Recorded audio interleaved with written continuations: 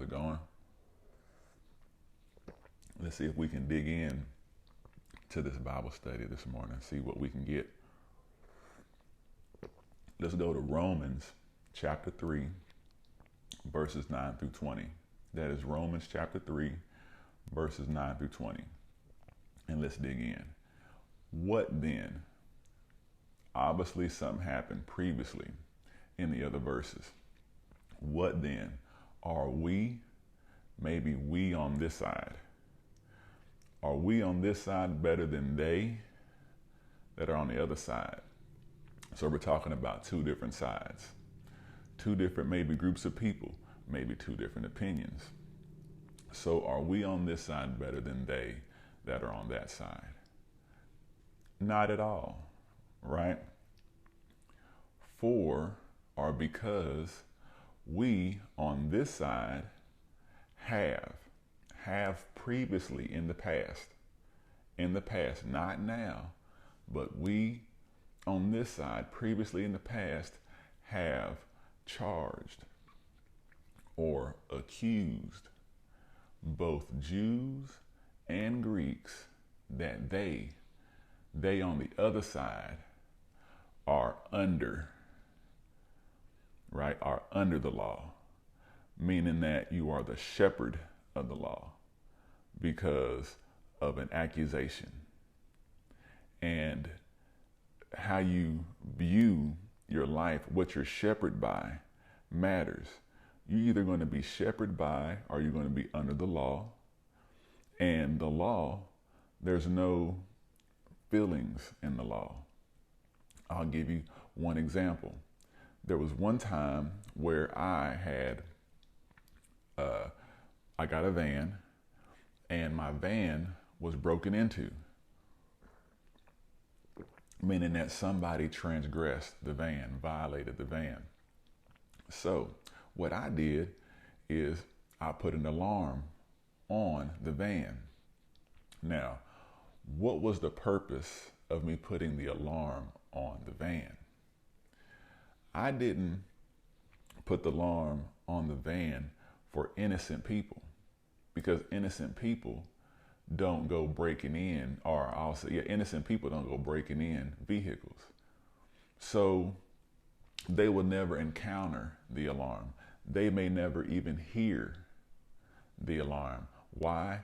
Because they walk past the vehicles. But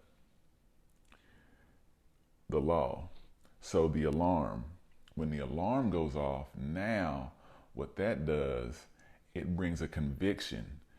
It brings something in front of you, because since it's not built in you to not violate another person's property, the alarm is to remind you and to snap you out of it.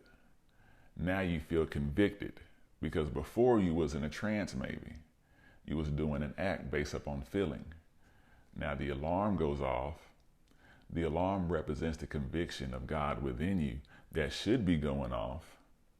But since you're not under the law, you can't hear it, because you're not under the law.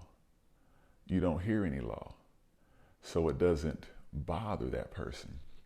So you're either under the law or you're up under grace and mercy. And being up, if you're under the law, meaning that you're up under sin, guilt. That means that you possess guilt, because only a person under the law can have guilt. Just like only the person that breaks into the vehicle can hear the alarm. You cannot have one without the other. As it is written, it says folly. Now, as it is written, now when we look at this, we want to know that this is coming from a psalm, Psalms. So this is about the folly of the godless and the restoration of Israel. So that's what this psalm is about. It's about the folly of the godless and the restoration, the restoring of Israel. So you have two sides of this coin. Now, this is a psalm of someone expressing themselves about how they personally think God's view of the godlessness of men is in the world that they were viewing it. So that's why it is written the way it's written, right? Because you might even feel this way inwardly when you look into the world. Your God might feel a certain kind of way when it looks up on the earth, and it might decide what God is doing, seeking God, seeking an answer. There is none righteous, no, not one. There is, right? It says there is today none righteous. Because this is about godlessness, right? So if we don't hear the law, if we're not under the law and not convicted by the law, then what is stopping you from doing what you choose? What is governing you? Because if you're not up under the law, then you might be up under your emotions. And if you're ruled by your emotions that change and not by a law that doesn't change, then there might be some confusion. But there is none righteous, no, not one. There is none who understands. Now look at the words is, like right now. There is none who understands. There is none who seeks after God. None. See, God is looking upon the earth. I mean, is there anybody seeking after me? Is there anybody trying to find out who I am? And that's a question. Are you seeking after God? Are you trying to find out who he is? Are you trying to find an understanding? There is none who understands. There is none who seeks after God. They have all turned aside. Why? Why have they all turned aside? Because there was a standard set.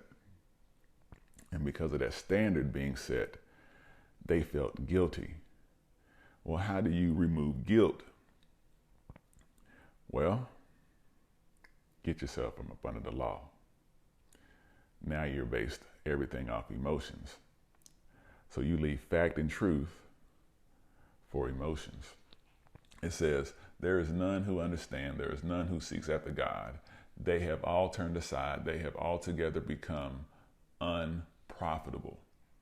Meaning that there is a downturn, right? They have all turned aside. They have all together became unprofitable. This is talking about godlessness. This is talking about godlessness. This is about what happens. They turn aside. They become unprofitable. There is none who does good, no, not one.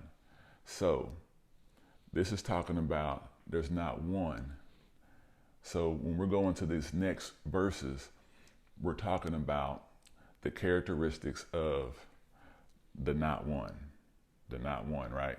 So we're talking about still about godlessness, right? So verse 13, right? Their throat is an open tomb. Well, how can a person's throat be an open tomb? Open means that there's access. A person outside has access to the inside, and what's inside has access to the outside. That means that there's no more division. It is open. So their throat is an open tomb. That means nothing blocking it. But what is the method? How is their throat being used as an open tomb? With their tongues, they have practiced deception. They have practiced deceiving people with their tongue, telling you things that are not true, telling you that you are not whole before God, telling you that you might need to go somewhere else so you can learn about God and get some understanding, instead of reaching and seeking within yourself and finding the God within you. They practice deception. They let you think that you need everything out here when everything is in here. They might make you feel like you've broken the law of God when you don't even know what the law of God is. And how can you break something that you don't know? They're accusatory. They know that God has forgiven everybody.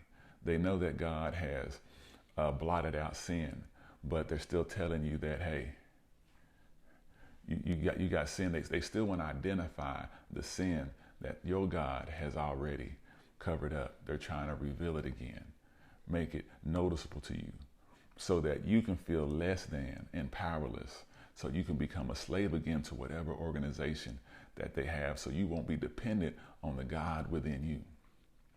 Deception, lying about who you are, not telling you who your true identity is, not letting people know who they are. When you don't let people know who they are, when you personally know who they are, and you have them jump through different hoops and things and try to have some kind of control, that is a sign of deception, and they do it with their tongues. And the poison of hyssop is under their lips. Poison. So you got deception and you got poison. We're talking about people who don't have no law, who are running off of emotion, godlessness. Godlessness, meaning that darkness has set in over their heart. That means that there is no circumcision of the heart, total blackout, no relationship with God. When we're talking about godlessness, we're talking about people who are suffering because of a lack of a relationship. This is showing you the characteristics maybe you might notice within yourself, that you're telling yourself deception, lies about who you are, because you believed another individual and what they said who you are. So now you're lying, you're deceiving yourself. You're deceiving yourself about your image, and it's poisoning things, because there's poison that is up under the lips. But that is how a throat can become an open tomb, whose mouth is full of cursing and bitterness. Oh, nothing is right. Always complaining, walking in offense all the time. And their feet are swift, because being consumed by anger to shed blood, because they're consumed by anger. But these are people who have godlessness. They don't see God. They're not under the law because they had a bad experience under the law. When we're younger and up under our parents' rule and law, they bring that guilt.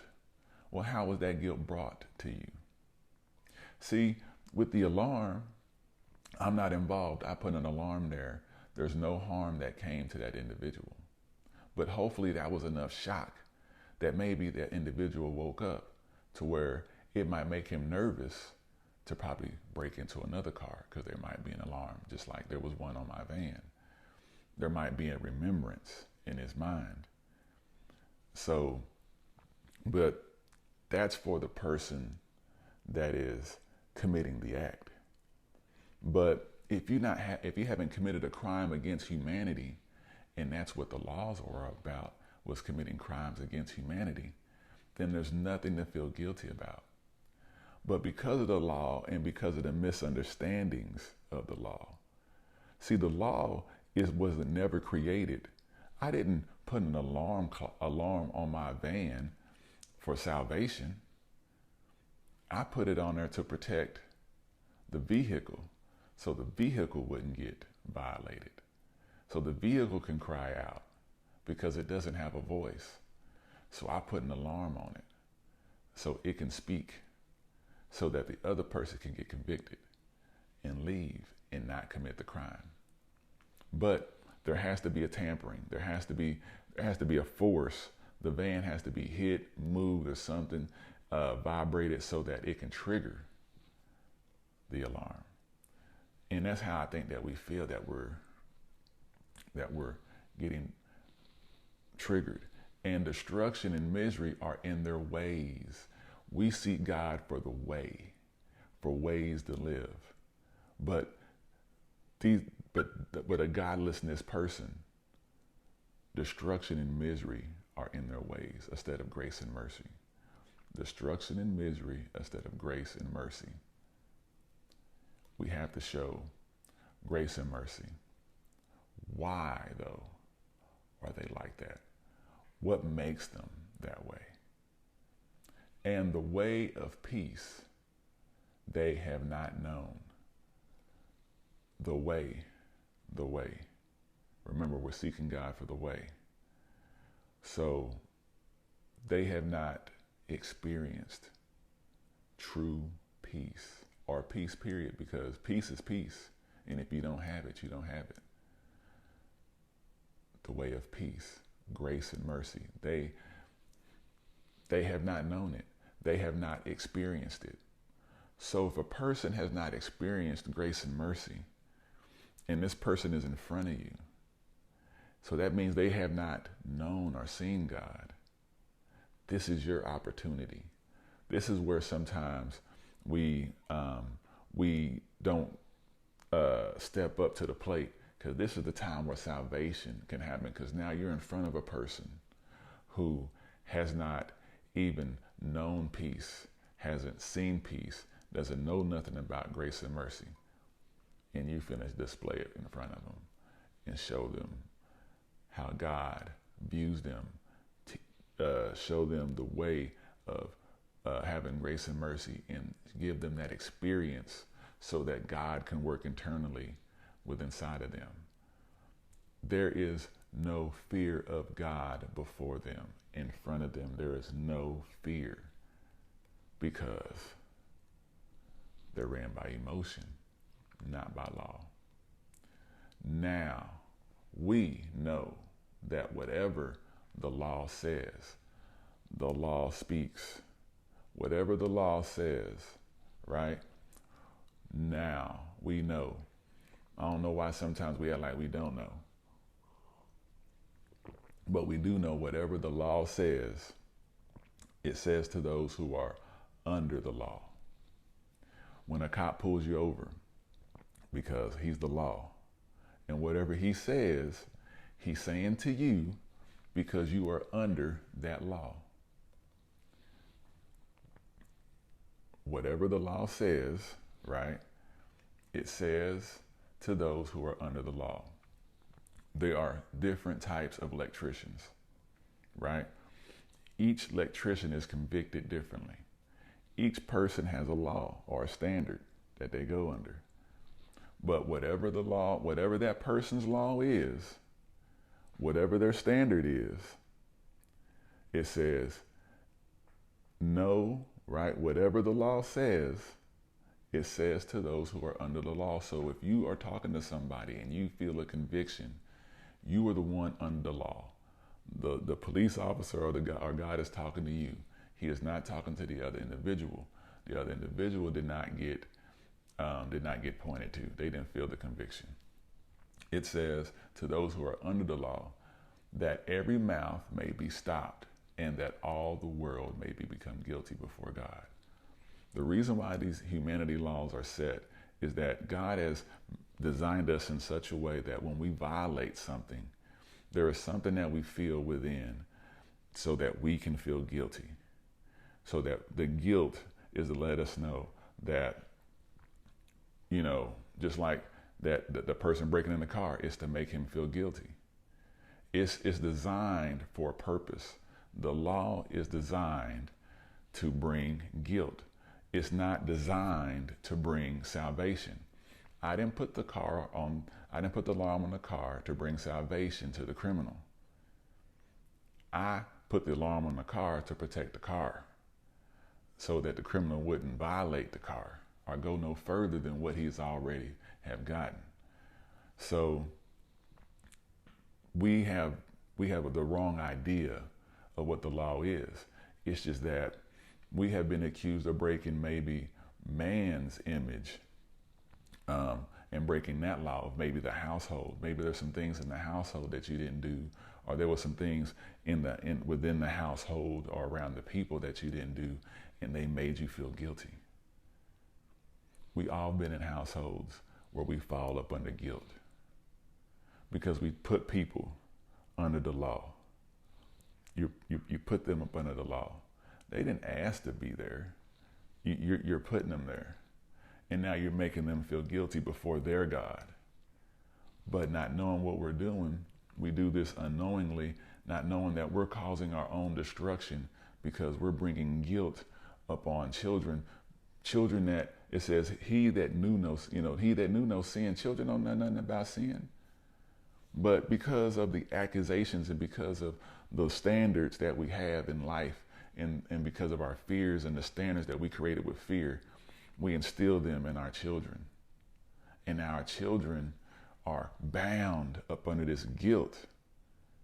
They don't know about God's law, about God's mercy, because they've seen your wrath the whole time. So it's very important. Now we know that whatever the law says, it says or it speaks to those who are under, like a sheep, that are under like a sheep the law, that every mouth may be stopped and all the world may become guilty before God. When you get convicted, that's that guilt. Your mouth stops, you stop speaking. Sometimes we get angry and we want to lash out. No, that's the time that God is speaking to you. The purpose of the law is to bring the guilty before the Lord, or to bring guilt before the Lord, your God, so you can make change. It's all about making change. The law is set so that we can make change, so we can see ourselves in the mirror, so we can make adjustments. It's not for us to use as a mirror for everybody else so that we can tell them what adjustments to make. The Bible is an individual book for an individual so that it can deliver an individual person. It's not for you to judge everybody else by and tell them, hey, this is what you need to do. That's what their God is for. Your God is convicting you. Their God is convicting them. God is doing its personal work within us. We involve other people because we can't stand what's going on within us. So since we don't want to deal with the wrath going on within us, then we're going to execute wrath on the outside of us.